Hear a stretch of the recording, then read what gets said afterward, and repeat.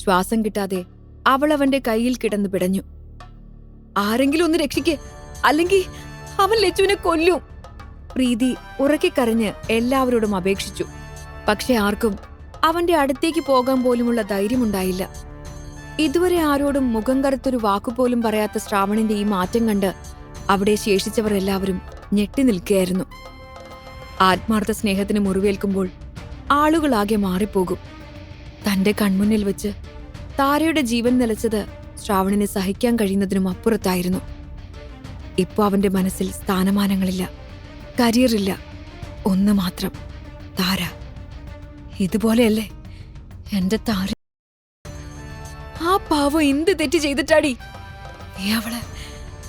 അതെ, വേദന നീയും അനുഭവിക്കണം. അതും പറഞ്ഞ് ശ്രാവൺ വീണ്ടും അവളെ വെള്ളത്തിൽ മുക്കി. ആരെങ്കിലും ചെന്ന് തടഞ്ഞില്ലെങ്കിൽ വീണ്ടും നമ്മള് കൂടി സാക്ഷി പറയേണ്ടി വരും. അവിടെ കൂടി നിന്നവരിൽ ആരൊക്കെയോ പറഞ്ഞു. ആർക്കും ശ്രാവണിനെ പോയി പിടിച്ചു മാറ്റാൻ ധൈര്യമില്ലായിരുന്നു. അത്രയും ഭ്രാന്തമായിരുന്നു അവന്റെ പ്രവൃത്തി. വെള്ളത്തിൽ നിന്നും ഉയർത്തിയതും ലക്ഷ്മിക ശ്വാസത്തിനു വേണ്ടി പിടഞ്ഞു. അവൾ ശ്രാവണിന്റെ മുന്നിൽ കൈകുപ്പി. ശ്രാവൺ, ഞാൻ അറിഞ്ഞുകൊണ്ടല്ല, ഇങ്ങനെയൊക്കെ സംഭവിക്കുമെന്ന് സത്യമായിട്ട് ഞാൻ കരുതിയില്ല. നിനക്ക് എന്തുവേണമെങ്കിലും ഞാൻ തരാം, പ്ലീസ് എന്നൊന്ന് വെറുതെ വിട്. അവൾ ശ്രാവണിനോട് കരഞ്ഞപേക്ഷിച്ചു. എന്ത് ചോദിച്ചാലും നീ തരുമോ? എന്നാ താടി, എനിക്കെന്റെ പെണ്ണിന്റെ ജീവൻ താ. എന്റെ ജീവനേക്കാൾ വലുതായിരുന്നു അവൾ എനിക്ക്. പണത്തിന്റെ പേരിലല്ലാതെ എന്നെ സ്നേഹിച്ച എന്റെ താര എനിക്ക് അവളെ തിരിച്ചതാ. എങ്കിൽ നിന്നെ ഞാൻ വെറുതെ വിടാം. ശ്രാവൺ ഒരു ഭ്രാന്തനെ പോലെ അവളോട് അലറി. നിനക്കറിയാലോ അവളിനി തിരിച്ചു വരില്ല എന്ന്. കോളേജില് നിനക്കടക്കാനുള്ള തുക മുഴുവനും ഞാൻ തരാം, എന്നെ ഒന്ന് വെറുതെ വിട്ടാ മതി. അവൾ വീണ്ടും കെഞ്ചി. കൊള്ളാലോ കളി. നിന്നെ കൊല്ലാതിരിക്കാൻ വേണ്ടി നീ എനിക്ക് പണം തരും. എന്റെ കാല് പിടിക്കാൻ ഞാൻ ശ്രാവൺ, എന്നെ ഒന്ന് വെറുതെ വിടൂ. ശ്രാവൺ അവളെ നോക്കി ഭ്രാന്തമായി ആക്രോശിച്ചു. നിന്റെ ഈഗോ കാരണം നഷ്ടപ്പെട്ടത് എനിക്കല്ലേടി, എന്റെ എല്ലാമായിരുന്നവളെ. അവളെ ഉപദ്രവിക്കുമ്പോ ഇതുപോലെ അവളും നിന്റെ കാല് പിടിച്ച് കാണില്ലേ? ശ്രാവൺ വീണ്ടും അവളെ വെള്ളത്തിലേക്ക് മുക്കി. അവിടെ കൂടി നിന്നവർ വിവിധ അഭിപ്രായങ്ങളുള്ളവരായിരുന്നു. ഒരു കൂട്ടർ ശ്രാവൺ ചെയ്യുന്നത് ശരിയാണെന്ന് വാദിച്ചു. മറുകൂട്ടർ അവൾ സ്കൈലൈൻ സിറ്റിയിലുള്ളതാണെന്ന് അറിഞ്ഞ ഭയത്തോടെ മിണ്ടാതിരുന്നു.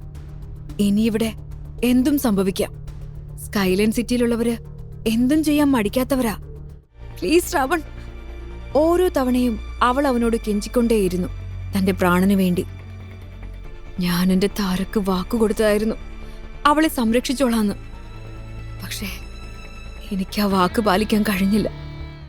പകരം അവളുടെ ആത്മാവിനെങ്കിലും എനിക്ക് നീതി കൊടുക്കണം.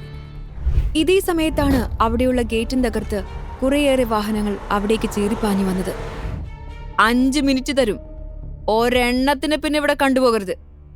അതോടെ എല്ലാവരും ആ പരിസരത്ത് നിന്നും ഓടിമാറി ദൂരെ നിന്നു. അപ്പോഴേക്കും അവിടെ വന്നവരിൽ ഒരു കൂട്ടം ആളുകൾ ഇരുമ്പുവടികളുമായി ശ്രാവണിന്റെ അരികിലേക്ക് ചെന്നു. അവൾ വേഗം പിടഞ്ഞെഴുന്നേൽക്കാൻ ശ്രമിച്ചു, പക്ഷേ കഴിയുന്നുണ്ടായിരുന്നില്ല. അപ്പോഴേക്കും ആരൊക്കെയോ അവിടേക്ക് ചെന്ന് അവളെ പിടിച്ചു വലിച്ച് കരയിലേക്കിട്ടു. അപ്പോഴേക്കും വന്നതിൽ ഏറ്റവും മുന്തിയനം കാറിന്റെ ഡോർ ഒരാൾ പോയി തുറന്നുകൊടുത്തു. അതിൽ നിന്നും 50 വയസ്സിന് മുകളിൽ പ്രായം തോന്നിക്കുന്ന ഒരാൾ ഇറങ്ങി വന്നു. അയ്യോ, പ്രസാദ് ഭൂഷൺ! ആരോ ഭയത്തോടെ പറഞ്ഞു. പ്രസാദ് ഭൂഷൺ, ആ പേര് അവിടെയെങ്ങും പ്രതിധ്വനിച്ചു. അതെ, സ്കൈലൈൻ സിറ്റിയിലെ കിരീടം വെക്കാത്ത രാജാവ്, അതായിരുന്നു പ്രസാദ് ഭൂഷൺ. പ്രസാദ് ഭൂഷണെ കണ്ടതും ലക്ഷ്മിക ഓടി അയാളുടെ അരികിലേക്കെത്തി. അങ്കിൾ, നിങ്ങൾ അല്പം കൂടി വൈകിയിരുന്നെങ്കിൽ. ലക്ഷ്മിക ആദ്യം തന്നെ തന്റെ അങ്കിളിനെ വിളിച്ച് കാര്യങ്ങളെല്ലാം സംസാരിച്ചിരുന്നു. അതുകൊണ്ട് തന്നെ അയാൾ ഉടനെ അങ്ങോട്ട് വരാമെന്ന് ഉറപ്പും കൊടുത്തിരുന്നു. ആ ഒരു ധൈര്യത്തിലായിരുന്നു അവൾ ഈ ചെയ്തു കൂട്ടിയതെല്ലാം. ശ്രാവൺ അപ്പോഴും അവന്റെ നേരെ വടിയും കൊണ്ട് ചെന്നവരെ ധൈര്യമായി നേരിടുകയായിരുന്നു. അവന്റെ പോരാട്ട വീര്യവും മെയ്വഴക്കവും കണ്ട് എല്ലാവരും അത്ഭുതപ്പെട്ടുപോയി. അവനെ വെറുതെ വിടരുത്, നമ്മുടെ കുട്ടിയുടെ ദേഹത്താ അവൻ കൈവച്ചത്. അങ്ങനെ ഒരുത്തനെ വെറുതെ വിട്ടാ ഇനിയും ആരെങ്കിലും ഒക്കെ അതിന് ധൈര്യപ്പെട്ടു എന്ന് വരും. ഇനി അതുണ്ടാകാൻ പാടില്ല. പ്രസാദ് ഭൂഷൺ എല്ലാവരോടുമായി വിളിച്ചു പറഞ്ഞു.